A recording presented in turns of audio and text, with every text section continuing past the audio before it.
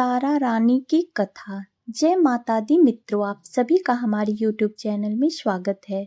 माँ भगवती को मानने वालों में से एक राजा स्पर्श भी थे। वो दिन रात उनकी पूजा अर्चना में लीन रहते थे। राजा को किसी चीज की कमी नहीं थी, बस उन्हें बच्चे की ख्वाहिश थी। सालों से बच्चा ना होने के कारण राजा कुछ निराश रहा करते थे। एक दिन राजा की भक्ति से खुश होकर माँ भगवती ने सपने में आकर उसे 2 बेटी होने का आशीर्वाद दिया। आशीर्वाद मिलने के कुछ समय बाद राजा के घर एक बेटी पैदा हुई। बेटी पैदा होने की खुशी में राजा ने सबको दावत दी और बेटी की कुंडली बनवाने के लिए पंडितों को बुलवाया। सबने राजा से एक ही बात कही कि यह साक्षात देवी का रूप है, जहाँ भी इसके कदम पड़ेंगे वहाँ खुशियाँ ही खुशियाँ होंगी। यह भगवती देवी की भक्तन होगी। इतना सब कहकर पंडितों ने लड़की का नाम तारा रख दिया। कुछ समय के बाद मंगलवार के दिन राजा के घर एक और बेटी पैदा हुई। ज्योतिषों ने उसकी भी कुंडली बनाई और उदास हो गए।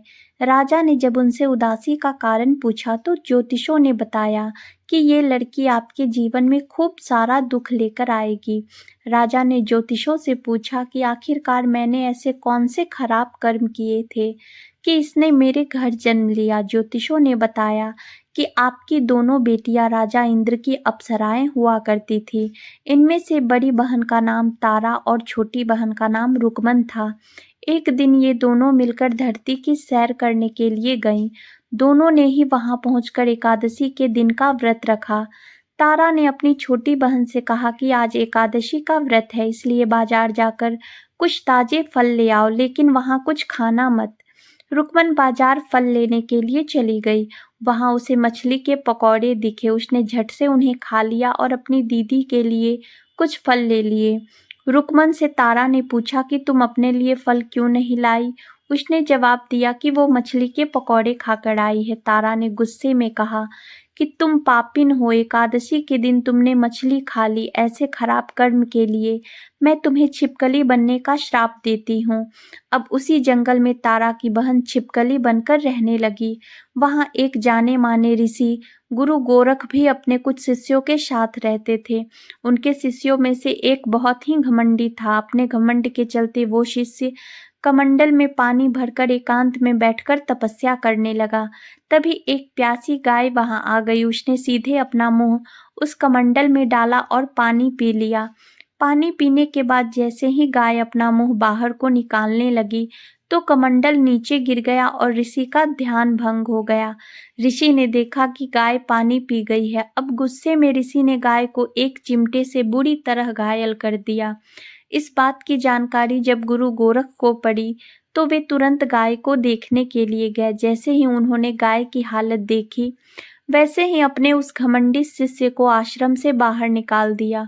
कुछ दिनों के बाद गौ माता पर किए गए उस अत्याचार से होने वाले पाप को कम करने के लिए उन्होंने एक यज्ञ करवाया। इस यज्ञ के बारे में गाय को चिमटे से मारने वाले घमंडी शिष्य को भी पता चला। वो सीधे पक्षी का रूप धारण करके यज्ञ स्थल पर गया और भोजन में अपनी चोंच से मरा हुआ सांप डाल दिया। किसी को भी इस बात की खबर नहीं हुई।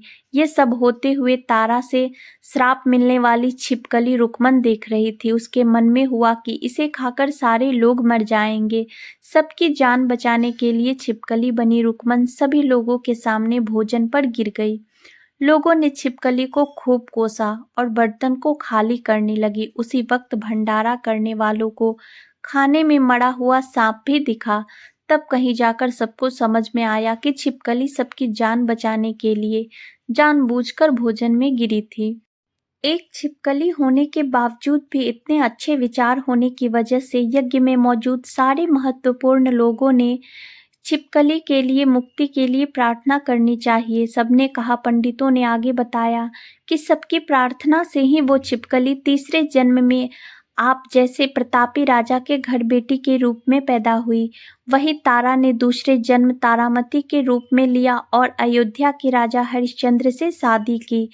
इतनी सब बातें कहने के बाद पंडितों ने राजा स्पर्श को रुकमन को मारने की सलाह दी। इस बात पर राजा बोले, मैं किसी बेटी को कैसे मार सकता हूँ, ऐसा करना पाप होगा। फिर ज्योतिषों ने कहा कि एक संदूक में सोना चांदी लगवाकर उसके अंदर लड़की को रख देना और संदूक को पानी में बहा देना। उसमें लगा हुआ सोना चांदी देखकर लोग नदी से संदूक जरूर निकालेंगे और लड़की की जान बच जाएगी। राजा ने ज्योतिषों ने जैसा बताया ठीक वैसा ही किया। नदी में सोना चांदी जरा हुआ संदूक देखकर काशी के पास ही एक भंगी ने उसे बाहर निकाल लिया। उसके कोई बच्चे नहीं थे, इसलिए उसने संदूक के अंदर की लड़की को पालने का फैसला लिया। उस भंगी व उसकी पत्नी ने खूब प्यार से उसे पाला और रुक्को नाम दिया। बड़ी होते ही दोनों ने रुक्को की शादी करवा दी। रुक्को की सासू माँ तारामती और राजा हरिश्चंद्र के महल में साफ सफाई का काम किया करती थी। कुछ दिनों के बाद रुक्को की सासू माँ बीमार हो गई। उसकी जगह रुक्को वहां काम करने लगी। तारामती ने उसे देखा और पुराने जन्म के पुण्य के कारण पहचान लिया और उसे कहा कि तुम मेरे साथ बैठ जाओ। रुक्को बोली कि मैं तो भंगिन हूँ, इसलिए आपके पास नहीं बैठ सकती। तब तारामती ने उसे बताया कि तुम पूर्व जन्म में मेरी ही बहन थी। तुमने एकादशी के व्रत के दिन मछली खा ली थी और मैंने तुम्हें दंड देते हुए छिपकली बना दिया। अब तुम्हें दोबारा मनुष्य जन्म मिला है, तो इस जन्म में माँ वैष्णो की पूजा करके पुण्य कमा लो। माँ की पूजा से तुम्हारी सारी इच्छाएं भी पूरी होंगी।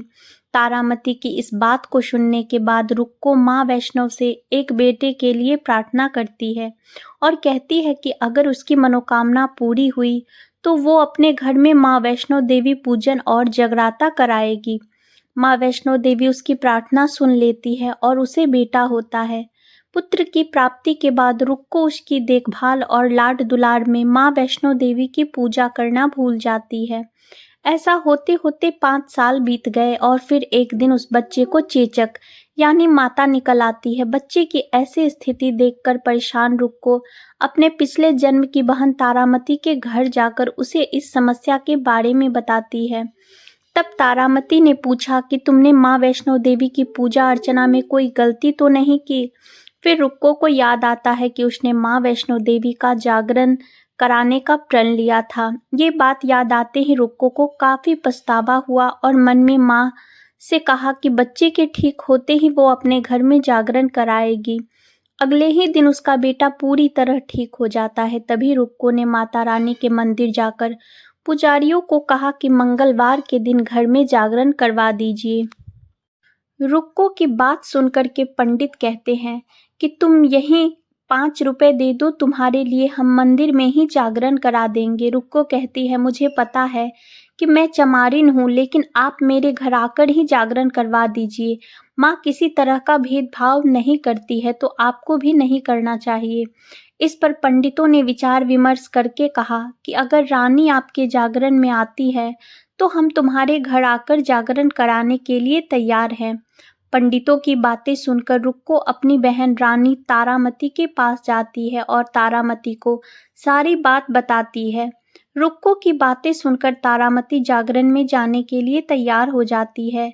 इस बात को बताने के लिए रुक्को जब पंडित जी के पास जाती है तब उनके बीच की बातों को सेन नामक नाई सुन लेता है। फिर वह राजा हरिश्चंद्र को जाकर सारी बातें बता देता है। राजा के मन में हुआ कि रानी को नीची जाति वालों के घर जागरण में नहीं जाना चाहिए। इसी वजह से वो अपनी उंगली काट लेते हैं जिससे उन्हें नींद न आए और रानी जागरण में न जा सके। जब जागरण का समय होता है तब भी राजा को जागते हुए देखकर रानी मन ही मन माँ वैष्णो देवी से प्रार्थना करती है कि महाराज को नींद आ जाए ताकि मैं जागरण में जा सकूं। रानी की प्रार्थना के कुछ ही देर बाद राजा को नींद आ जाती है। फिर रानी तारामती रोशनदान में रस्सी बांधकर महल से नीचे आकर रुक्को के घर चली जाती है। इसी जल्दबाजी में रास्ते में ही रानी का रेशमी रुमाल और एक पांव का कंगन गिर जाता है। इधर कुछ वक्त बाद राजा हरिश्चंद्र की नींद टूट जाती है। नींद खुलने पर रानी को अपने पास न देखकर राजा उसकी तलाश में निकल जाते हैं। रानी को ढूंढते ढूंढते उन्हें रानी का रुमाल और कंगन मिलता है। रानी की चीजों को अपने साथ लेकर राजा जागरण स्थल पर पहुंच जाते हैं और एक जगह चुपचाप बैठकर जागरण सुनने लगते हैं। माँ वैष्णो देवी के जयकारे के साथ जागरण खत्म होता है और सभी को प्रसाद दिया जाता है। तब रानी अपने हिस्से के प्रसाद को झोली में डाल लेती है। रानी के ऐसा करने पर लोग उनसे पूछते हैं कि वो प्रसाद क्यों नहीं खा रही है। अगर आप प्रसाद का सेवन नहीं करती हैं तो जागरण में आए लोग भी प्रसाद नहीं खाएंगे। तब रानी बोलती है कि वह प्रसाद राजा के लिए है, अब आप मुझे प्रसाद दीजिए। फिर अपने लिए प्रसाद लेकर रानी सबके सामने उसे खा लेती है। रानी के प्रसाद खाते ही जागरण में मौजूद सभी भक्तों ने भी प्रसाद खाया। उसके बाद रानी महल के लिए निकल जाती है। तभी रास्ते में ही राजा उन्हें रोककर पूछते हैं कि तुमने नीच जाति के घर जाकर प्रसाद खाकर खुद को अपवित्र कर लिया है, तो तुमने मेरे लिए भी प्रसाद रखा है, अब तुम मुझसे मुझे भी अपवित्र करना चाहती हो। अब मैं तुम्हें अपने महल नहीं लेकर जा सकता। यह बोलते हुए जब राजा रानी की झोली को देखता है, तब उन्हें प्रसाद की जगह गुलाब, चंपा जैसे अनेक फूल और कच्चा चावल व सुपारियां नजर आती हैं।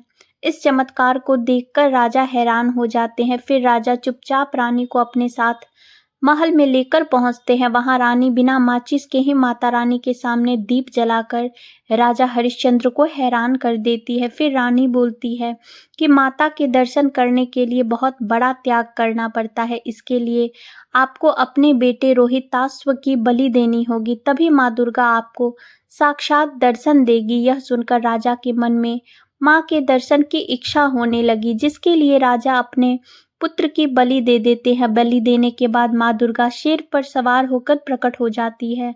उन्हें देखकर राजा हरिश्चंद्र काफी खुश हो गए और माँ दुर्गा ने तुरंत राजा के बेटे को दोबारा जिंदा कर दिया। इस चमत्कार को देखकर राजा हरिश्चंद्र खुश हो गए।